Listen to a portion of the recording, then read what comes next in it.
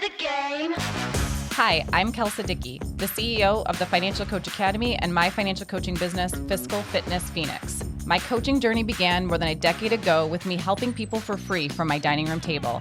What was once a little business of mine has grown into a 7-figure company that employs a team of people. My goal is simple, to help you fall more and more in love with financial coaching. I believe financial coaching is the most rewarding way to make a living. If you are an aspiring financial coach or have been coaching for years, I'm here to help you create a business you love that gets your clients massive results. Let's get to it. Hey coaches, I am so thrilled to bring to you, dear listener, an interview with an amazing financial coach, someone who has found success in her own unique way and is here to tell us all about it. This is part of our Success Story series where I have the honor of letting other financial coaches share their journeys with you. My goal is to help you fall in love with financial coaching, and I hope these stories help to inspire you to do just that. Most importantly, I want you to see that financial coaching is both possible for you and that it can be totally unique, meaning there's no one right way to change people's lives with this work. Without any further delay, I am excited to introduce Emily Maclin. Emily V. Maclin is the founder of Think Legacy Financial Coaching. Her mission is to help women master their money and guide them in creating a financial legacy they can be proud of. She helps them increase their level of financial responsibility and leadership with the money they earn. She's a proud wife and mom of 3 children and values faith and finance. Her financial coaching techniques are designed to eliminate deficits in 4 areas: mindset, skills and knowledge, behavior, and stewardship, to ultimately help women thrive with their financial resources. She spent 22 years working in corporate finance in various roles as an accountant, senior business analyst, and chief of staff to finance executives at 2 Fortune 100 companies. Her ultimate goal with clients is to teach them how to become the chief financial officer of their financial lives and create a financial legacy that says they handled God's money well and nurtured and taught the next generation to do the same. Thank you so much for joining me today, Emily. Let's start by you sharing a little bit more about your background. I know I touched on some of it in your bio, but what else would you like to add and tell everybody about yourself? Not only, have I spent first of all, thank you so much for the invite. I'm so excited. So excited to be here and just share with you. So I guess, as I mentioned, I've been in corporate finance for over 20 years. And, like many people, I found a level of dissatisfaction in my work. And that's what led me to really go deeper with one of my personal passions, which was, personal finance and helping people be better with their money. And, I have had my own share of success with finance, but I think one of the things that I want to share is I've also had time frames where I was not successful with money. And so sometimes, thinking about those things when you had failures with money or you weren't as successful, sometimes you can disqualify yourself. But I think that's one of the things that makes me qualified, is because I can relate to having debt. I can relate to having a low credit score. I can relate to not having savings and be able to help people through those tough times with their money. Yeah, I love that. I think that's so true. Yeah, I definitely think that informs so much of how we relate to people. So I totally agree. What does success look like for you in your business? How do you define that right now? And something other than just like a financial metric, but like, what does success look like for you today? I would be honest. So I've been a coach for 6 years, and in my maybe 4th or 5th year, this has been the most successful thing to me in my business, in my eyes. I've had coaches along the way. And one of the things that, having coaches, it gives you insight on, how to make decisions, how to do things, how to learn, about business. But about the 4th or 5th year, I felt like I had a level of autonomy and knowledge about my business to make my own decisions and not wait on the coach to tell me, Yes. This is how you do this. This is what you should do. Like, I was making decisions because I knew my business and I knew what to do. Yes. That has been the most successful thing in my business for me. Love that. I love that. I have chills because it's like, no, I'm actually trusting myself to know the answer and to come up with the answer or discover it, even if I don't know it today. But I actually trust myself more than like looking externally for an answer. That is such a pivotal moment. And, it's true for our clients too, where they come to sessions initially and they're like, what should I do? They're wanting us to tell them. And then eventually it transitions to where they're coming in and they're relaying what they did and why they made that decision. And they're sharing it with us, not looking for permission or approval or anything like that, but because they're able to see it so clearly for themselves and they trust themselves, which is so cool. I love that. Yes. Yeah, that's so good.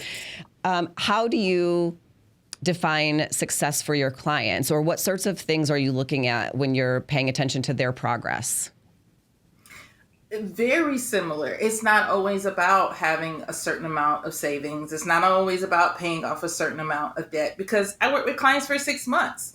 We may not build an entire emergency fund or pay off all of your credit cards in that time frame.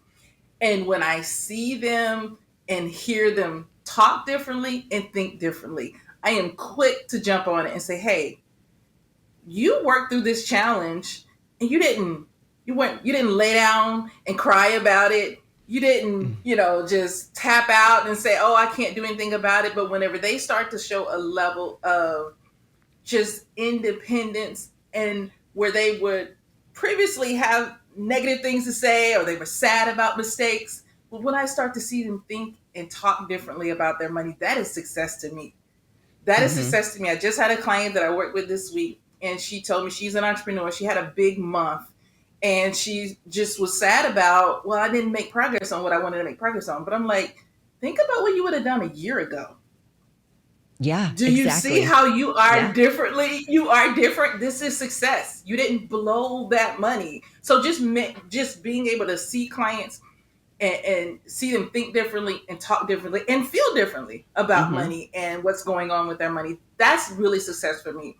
And that's really the success I want to see for clients, because that kind of motivates them and really help them really shift their own perspective about the progress that they have. Yeah, I totally agree. And, sometimes in 6 months, a lot can happen that we don't have control over, right? The client doesn't have control over, but how they would have handled those challenges or adversity or issues or whatever the 6 months prior to starting coaching, they would have dug themselves into a deeper hole, right? And so it's so good to see, like, how are they handling and how are they facing those situations?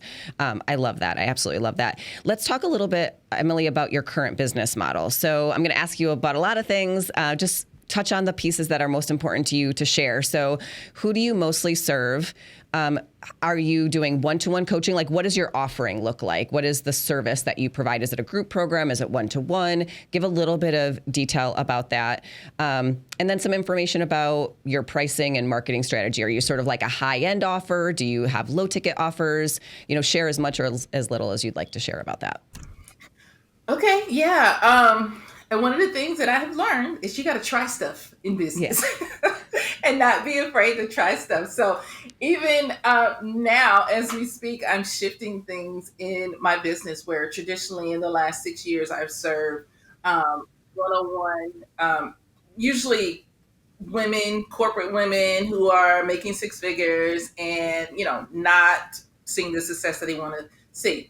But most recently, I've decided that I want to utilize that 22 years of business finance that I've had in corporate, and I want to serve business owners. So as of about a month ago, 2 months ago, maybe really this year, I've worked with several business clients, and I'm like, I want more of this. So my offerings going forward are going to be coaching solopreneurs and entrepreneurs in their business financing with financial coaching, which is focused on the behavior and, leveraging their business profits to build their personal financial success. But I'm also leaning more into my experience, and I'm going to offer fractional CFO services to entrepreneurs who really want to leverage business financial insight to grow their businesses and get more structure in their business finances. So I'm excited about that. I am learning how to market that and how to,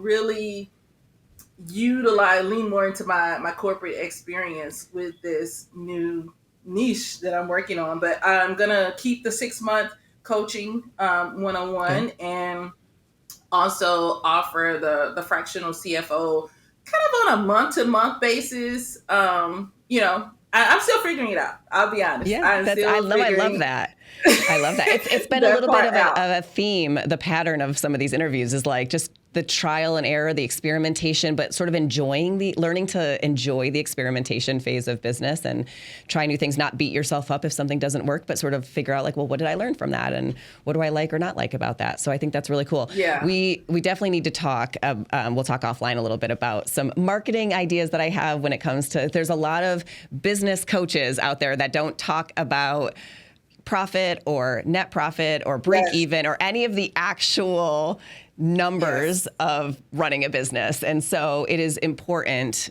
Emily, and I'm sure you know this, but I'm just saying it because it makes me feel better to say it, is make sure you are establishing just the level of expertise that you have in actually knowing about running a business financially, right? That it's not just, the woo-woo side of business coaching has sort of taken over the business coaching name a little bit, I think. And so it is so important. It's very needed where there's, consultants and coaches out there who are helping to like actually understand the financial part of your business. It's very, very needed. And so make sure you lean into that a little bit more than maybe you would lead into it from a personal financial marketing perspective, if that makes sense. Yeah, it does. It's really going to be, focused on cash flow, budgeting, forecasting, financial planning, financial modeling, really using the insights of the numbers to make decisions in your business, training the CEOs to do that. So I'm excited about that. I love that. Congratulations on that next step for you. That's Thank super you. exciting. All right. So early struggles. Can you talk a little bit about your journey, maybe before joining the Academy? If you can think back to those early days. It was such a long time ago now, 6 years ago. What were some of those initial challenges that you faced in your financial coaching business? The number one was just showing up. I was just terrified of showing up and talking about business, talking about myself, talking about coaching. That was my number one struggle, that it took me a really, really long time to get over, just showing up, just getting online, making videos, making posts. I wasn't a huge social media person before I really got serious about my business. So just showing up was the biggest struggle. I think understanding a second struggle that even as I had coaches, I still struggle with like understanding the language of business, like what lead generation was or what like marketing is and what content creation is, And so when I started to not only understand how to coach and understand, how to coach people, but getting the language of business, understanding how business works and how it worked in my business in particular. Right. That's when I really started to just feel like I was doing this thing in a way that I could see long-term success. Yes, I love that. So true. Can you remember back to when you first started, what was most important to you as far as like, this is how I'll define success, or this is the thing I'm shooting for that was important to you, that either it is or it isn't important to you now, but any idea? Like mine when I first started was I wanted to make $2,000 a month. That was like a thing, Any idea of like something that you cared a lot about when you first started that was important to you? I think like having a bunch of social media followers, because to me, that translated to people that would be clients that would pay me. I mean, now I know it don't matter, but having social media, a bunch of social media's followers. I think the people who I looked to teach me about business, they had these huge followings. They would show up live. They had the funnels, like all of these things that I thought were like just the must-haves of business.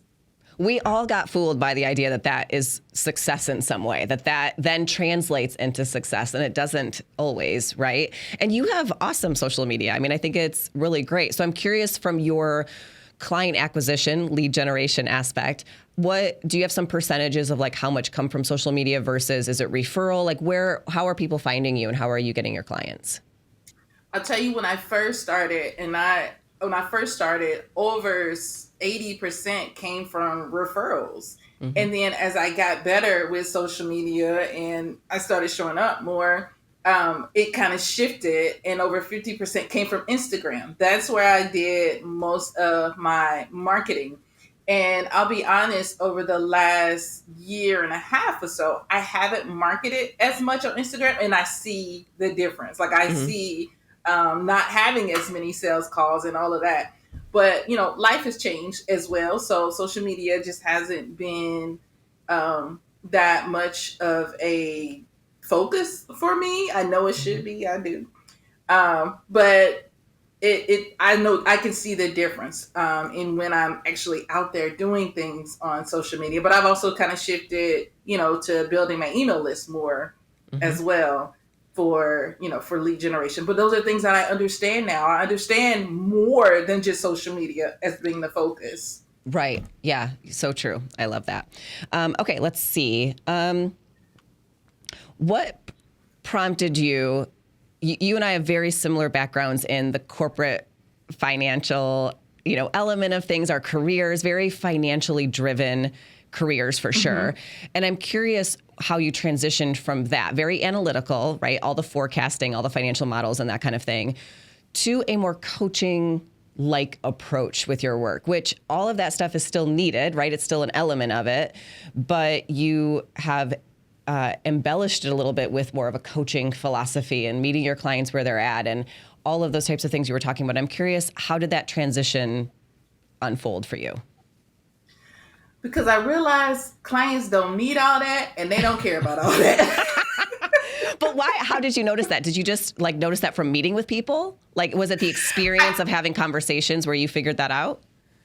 It was the experience of coaching people. Well, I had this mindset of, and I may even notice this with business owners going forward, because you go into coaching having your own set of biases and thoughts about what coaching is until you get in it and you actually start doing it. Same way with running a business from a part-time perspective to a full-time perspective.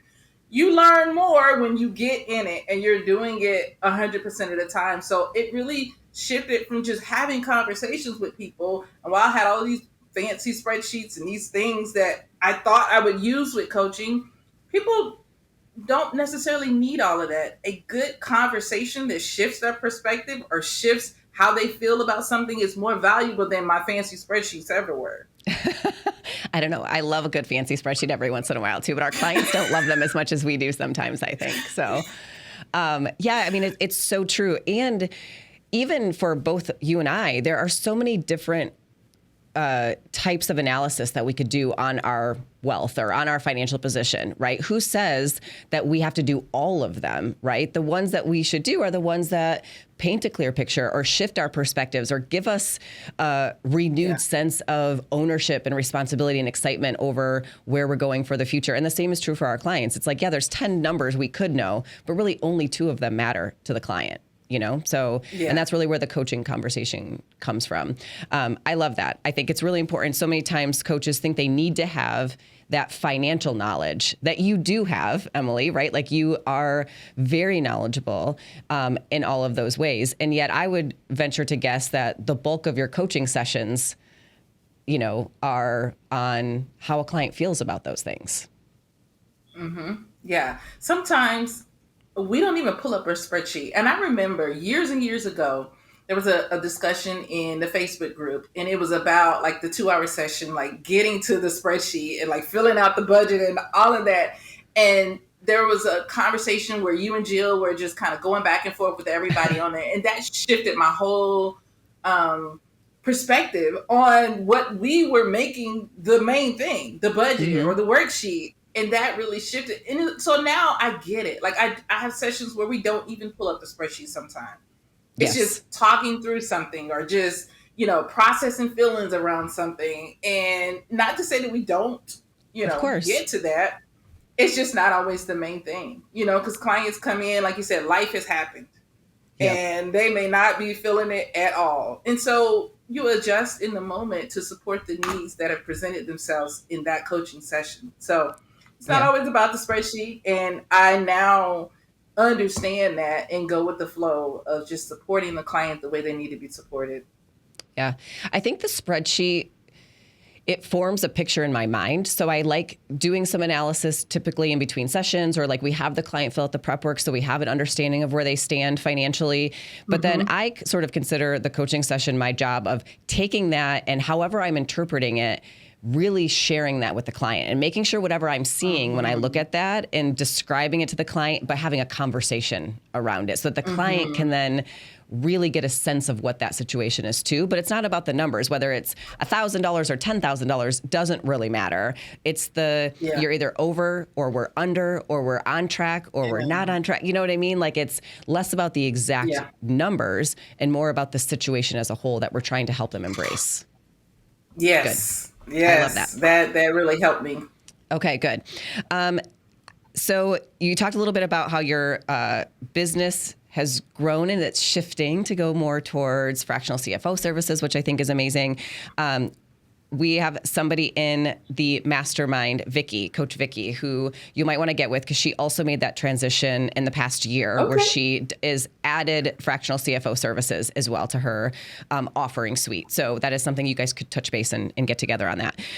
But beyond financial metrics, what part of your coaching business brings you the most fulfillment? You know, it is literally having clients just, having those aha moments or having those moments where they realize they're better with money than they thought they were, or things are better than they thought they are. I can't even put it in words, but it's really those tiny moments where clients just feel better about money. That brings me so much joy. Like I will get off of these calls and I will be dancing in my hallway when we have a session that just like where, the client has a major aha or even a tiny aha or just something where they're like, okay, yes, I got this. And just to know that, I had a hand in supporting them in that, it just makes it all worth it. Like those are the moments that really bring me joy being a financial coach. Yeah, I totally agree. I know when I first started coaching, I used to think that I had to have some big, massive deliverable or some huge result from every single session. And very quickly, I realized that the best sessions were ones where the client came in maybe feeling blah or bored or, not bad necessarily, just sort of like, and they end it feeling excited about their life or with an idea of what they could create next or any number of those things or better understanding of their finances and how they can use it to make their life better in some way, right? And it wasn't some big, profound revelation, but more of just a subtle conversation that shifted the rest of their day, the rest of their week, and how important those sessions were to the client, right? Yes. I love getting little emails in between sessions. I did this and this was the result and I'm happy about it. I mean, just a tiny thing, like anything, I love getting those emails where, and maybe it's just ego too, kind of feeling like, okay, I am making a difference. I am doing something right. They're getting their money's worth. But those are the things that really, really, I feel like help me feel successful in my business as well. And in all seriousness, like let's lean into this like ego conversation for just a second, because I do think that there has been this messaging around coaching for the last few years with the uptick of social media and that kind of thing, that like it's 100% the client's responsibility to get themselves results and to show up for themselves. And sort of like, I do see this, it's not the coach's responsibility. And if you think it's your responsibility, that's just your ego talking, right? That like you need to sort of separate yourself from the results of your clients and that sort of thing. And I think that is a little bit, I think it needs to be a much more nuanced conversation is really my point. It's not that, but it's also, I don't think it's our ego talking that we want to make sure that we are delivering things that our clients need, that we are providing value, that we can see results that we can point to, that we had a hand in helping them create, right? That we actually care, that we give attention to our clients during sessions, that we think about what they might need, and that we work hard to deliver those things. And yes, it makes us feel good to do that, but it makes us feel good to do that because not necessarily because of ego, but because it's what we say we're going to do. And so we just want to do the thing. We want to back up what we say with action, right? And so it's good to have that proof every once in a while. So I want to give you permission to not necessarily think it's egotistical to care that your clients actually get tangible results too, you know? Yeah, and that's why I do it. I care about my client. I care about people. Exactly. I love that. I'm curious, Emily, were there any specific aspects of the Financial Coach Academy that were most helpful to you in your journey when you were starting as a financial coach? So I'll tell you the most helpful thing is the fact that here it is. I took it in 2017. So that's how long we've been connected. In 2017, 2018 timeframe. And at that time, I had a 10-month-old baby. So it was a live session, and I was live, nursing my child when I'm watching the the sessions. And at that time, I didn't take a lot of action. Of course, I was battling myself, getting over fearfulness, but just being able to still have lifetime access to the programming, to the courses, having the group. All of those things have been the most helpful, because now that I have understanding about my business, now that I have understanding about business in general, I can go to Financial Coach Academy and it makes more sense to me now, and I can take action. Yes. And there's so many advanced, modules in there that I think you've done. I'm so thankful to you, because you do post when you re-engage. You'll be like, oh my God, I just went back in there and I got this and I'm going to use it tomorrow. And blah, blah. Like you share so graciously. So thank you for doing that. But there are things that are meant to be more advanced, where it's like, this will not make sense to you in your first year of business, but that's why you're supposed to come back to it later and that kind of thing. You've done such a great job of taking advantage of those things. Yeah. And I will say the sales lab, the sales module, so helpful. Good. So helpful, because I was one of those people in the beginning that thought sales was so hard and so crummy. I love sales now. Good. I embrace sales in that part of my business. So that was an extremely, extremely helpful one. I think creating the program, that was an extremely, extremely helpful module that I went back to over and over again. And even just the modules around how to coach people through different topics. Those have been extremely helpful. I mean, there's nothing that hasn't been helpful in it, but it's been the greatest resource that I've invested in since I've owned a business. I'm so glad. That makes me so happy. So thank you. Whether that's my ego talking or not, thank you for stroking my ego, Emily. Okay, no, I'm just kidding. One piece of advice that you could give to someone just starting out in financial coaching? Just keep going. Keep learning. Stay engaged with people who are where you are and learn all that you can from them. Don't work on building your confidence and your courage more than you work on building spreadsheets, or you work on building your program. Work on those things so that those things that are tools and processes in your business, you'll one day be able to execute them with confidence and not doubting yourself. So work on your confidence, work on your courage, keep going. Stay engaged with people that you're learning from, and just don't give up. Don't give up. I love that. Going. Keep going. And you never know what iteration of your business you might create next, right? I'm so excited for this next chapter of your business, Emily, and I can't wait to see all the people you're going to help. Thank you so much for being with me today and for sharing your story. It's been a true honor of mine to be part of your journey. So thank you for allowing me to be a part of it. Next episode, our last financial coaching success story of this series. But once again, it's going to be an approach that is very different from today's success story, which I love. Thank you again, Emily, for taking the time to be with me today and for the positive impact that you are having on people's lives each and every day with your work. Thank you. I appreciate the invitation. I believe financial coaching is the best and most rewarding way to make a living. I truly love what I do. If you're ready to learn and see how to become a profitable, successful financial coach, check us out at financialcoachacademy.com to learn more about our online courses, free trainings, and events. As always, I love hearing from you. If you have any questions for the FCA podcast or to share your thoughts on the reflection question from today's episode, go to financialcoachacademy.com/podcast. And if you love this podcast, hit the thumbs up button on today's episode, subscribe, and leave us a rating or review on Apple Podcasts. It would mean the world to me. I'll see you next week, Coach.